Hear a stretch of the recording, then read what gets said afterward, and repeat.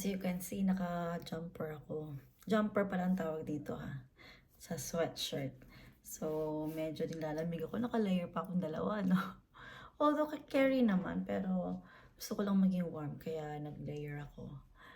At, I think, today, yung highest temperature is 20. Pero alam niyo yun, pagka halimbawang walang araw, doon mas feel kong malamig. So, cloudy today.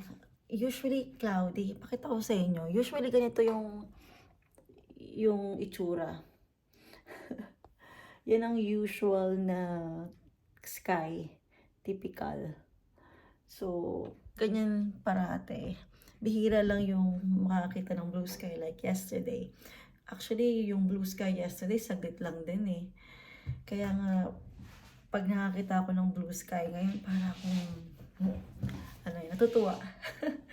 Natutuwa ako. So, kasi bihira lang talaga, hindi ko alam kung, siguro let's say out of 100%, no, all year round yung 100%, siguro 30% lang. Parang ganun. Don't get me wrong.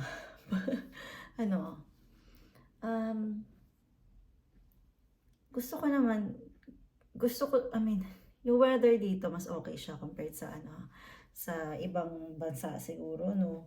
Kasi like for example, sa atin sobrang init naman. So dito naman is yun nga, madalas malamig, hindi siya perfect talaga na katulad siguro saan ko ba i-compare?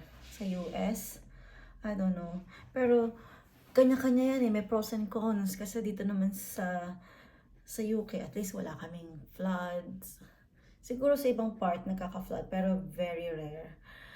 Pero dito sa amin wala. And then walang tornado, ganyan. Walang earthquake, ganun. So dito yun lang yung yung pangit. Yung laging madalas malamig, madalas cloudy. Although carry naman, yun nga lang nakakasawa lang din. At least hindi siya super lamig, no? Hindi siya super lamig like Alaska or Iceland or yung iba pang mga bansa na talagang nagyayelo, laging nagne-negative, ganun. At least kami, ganito lang yung temperature. Pero yun nga, mananawa ka din kasi usually ganun naman tayo mga tao, 'di ba? Kung ano yung madalas nananawa ka tapos gusto mo ng iba. Katulad ng mga tao dito, mga Europeans, ganyan, gusto nila pumunta ng Southeast Asia kasi nga gusto nila ma-feel naman yung init. Pero once na nandun ka naman ng matagal, gusto mo namang pumunta sa Europe. So, yun, ganun lang. Although, okay naman. At least kung malamig na, makakapag-layered ka. Yun nga lang, paminsan nga, sabi ko nga, mananawa ka din sa kaka-layer. Anyway, today, si Alex, gumising siya ng maaga. Ngayon ko lang ata siya, ngayon lang ata yung gumising siya ng siya lang, yung hindi ko siya ginigising. 6:30 yun eh, oo. Tapos, walang meltdowns, di ba? Usually naman wala siyang meltdowns, which is good. Okay, so I'm having coffee break. Ayan, walang laman. I wonder bakit lagi itong basa. Okay, anyway. I'm not gonna show you guys kung ano yun kasi makalat. Pero lagayan to ng aking kettle. So, I'll show you. Oh my gosh. Talagang super basa siya. I think, ang ginagawa ni Steve, dito siya nagpo-pour ng water. Hindi niya tinatanggal. Okay. So, okay, I'll show you how it's supposed to be done. Okay, so, ito yung aming kettle. Hot water dispenser siya. Sandali, guys. Maglagay lang ako ng gosh, our sink is always full.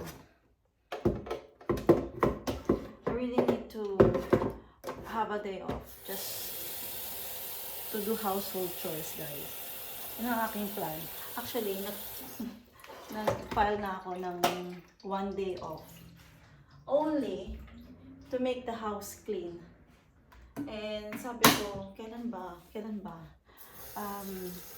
I actually want na bago dumating yung pinsan ko.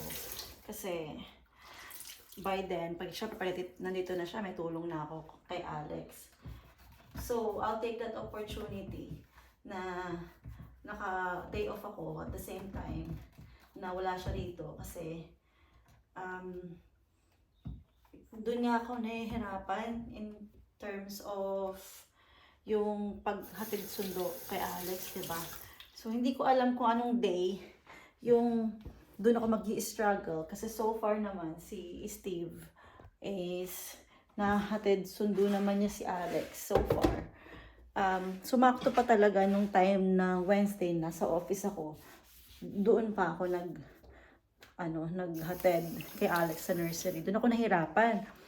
So, in the future, the next few days, hindi ko alam kung kailan ako mag-i-struggle. Yun sana yung gusto kong i-leave, i-take ng annual leave para hindi masyadong hirap when it comes to sending Alex to nursery or picking him up. Pero, yun nga, hindi natin alam kung anong mangyayari.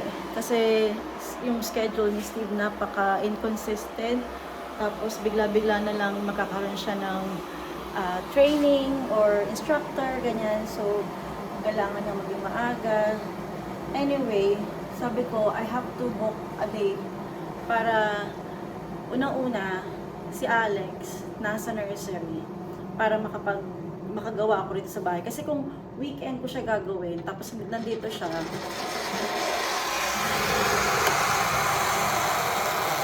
ayan, mainit na.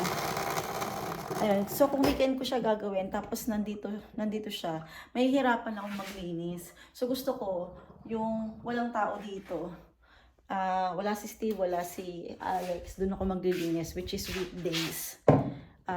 Gagawa ko ng kape in my Christmas mug again. So, dapat, gusto ko Monday para long weekend sana. Ang kaso, short notice na kasi Friday na today So, baka mamaya magalit yung boss ko. Although, pwede naman guys kasi wala naman naka-day off sa amin. Tsaka wala ko nakikitang hindrance para hindi niya i-approve. Yun nga lang, ayoko lang maging pasaway na baka sabihin niya, bakit ako nag-file ng leave within short notice. Although, alam kong pwede naman, tsaka hindi naman siya ganun ka-importante. So, sabi ko, sige, Tuesday. 1 day lang. Naka-day off ako ng half day sa Wednesday. The reason why, kasi nga, nasa office ako niyan.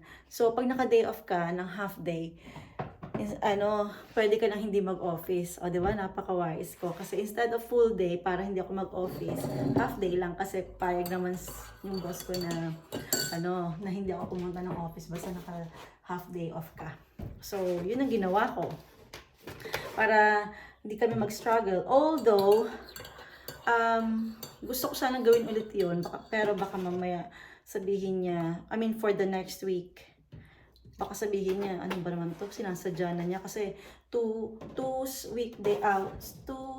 Wednesdays na akong naka-file ng leave. Para naman hindi obvious, no? So, 2 lang. And, saktong-sakto na yung this week, pumasok ako ng Wednesday kasi may meeting kami at nandun yung boss ng boss ko. So, kailangan talagang na-kompleto kami. So sumakto dun sa in-apply kong leave. Anyway, so, this, for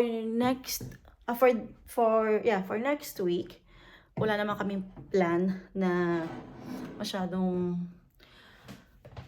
kasi month end, year end na namin Pero sabi ko nga doon sa boss ko, I'll just give you an update.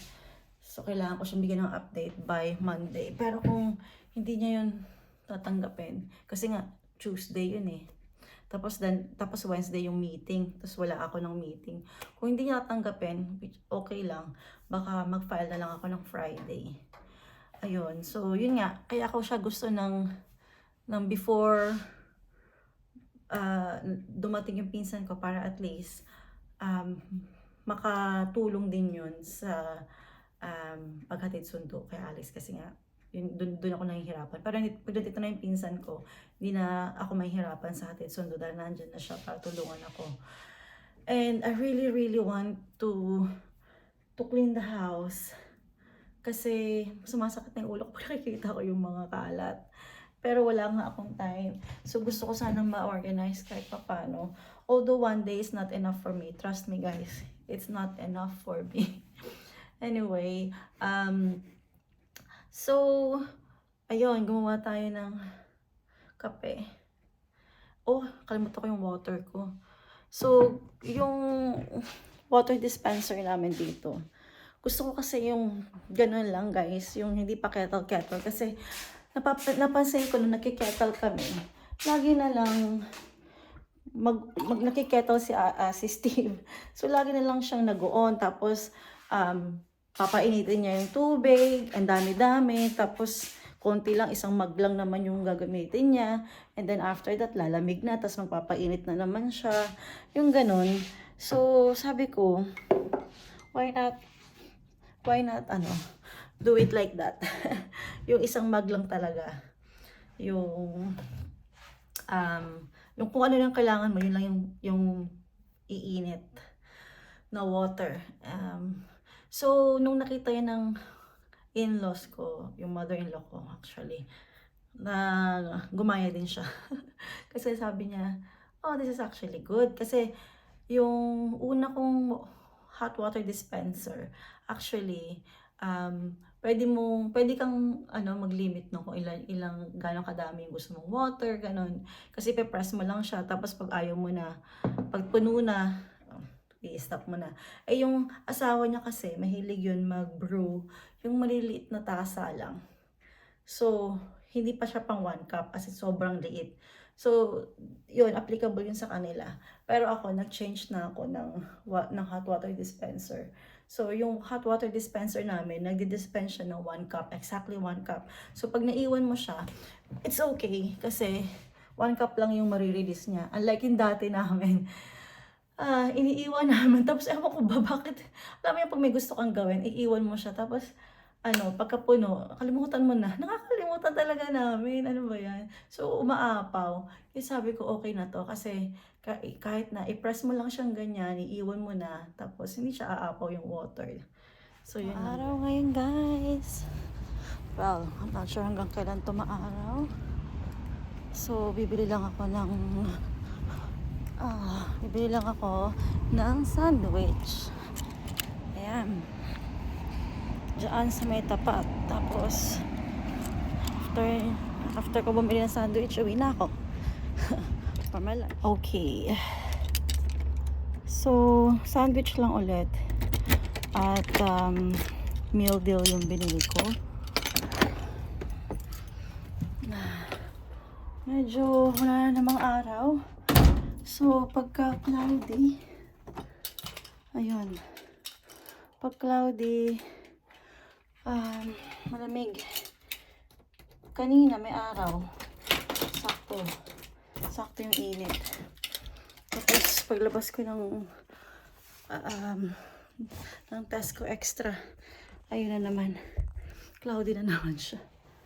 Tignan niyo guys. Kita niya ba? Yan. So, natabunan yung araw ng ulap. Okay. So, ang plano ko ngayon is kakain muna ako. And then, after kong kumain, maghuhugas ako ng pinggan. Yes. After maghugas ng pinggan. No, actually, habang naghuhugas ng pinggan, tayo ay manonood ng Netflix. Yun. Kailangan ko mag-chill. Okay. So, susutin ko ulit yung aking aking jumper. So, papakita ko sa inyo yung pinamili ko. Apple tsaka grapes. Tapos, bumili ako ng chicken and bacon Caesar wrap. Tsaka, eto, super smoothie. So, meron siyang blueberry, goji berry, and blackcurrant. Sana masarap. Yun lang. And, $3.40 ang price niya pag meal deal. Why do you have that? What is this, Alex? What is that? What is that? Tell mommy what you have. What is this? What is this? It's called? What is that? Ayan na. Matuwa na. Yan ang kanyang next na pinaglaruan, yung remote control. Go, go, go! Okay guys, so it's 7 o'clock now and I'm so happy kasi it's Friday today at bukas ay walang pasok. So, anong oras kaya kami matutulog ni Alex? At anong oras din kami magigising? Walang pasok bukas, Alex, so medyo matulog tayo hanggang late, ha? Okay guys, tapusin ko na yung vlog for today. Okay? Bye-bye!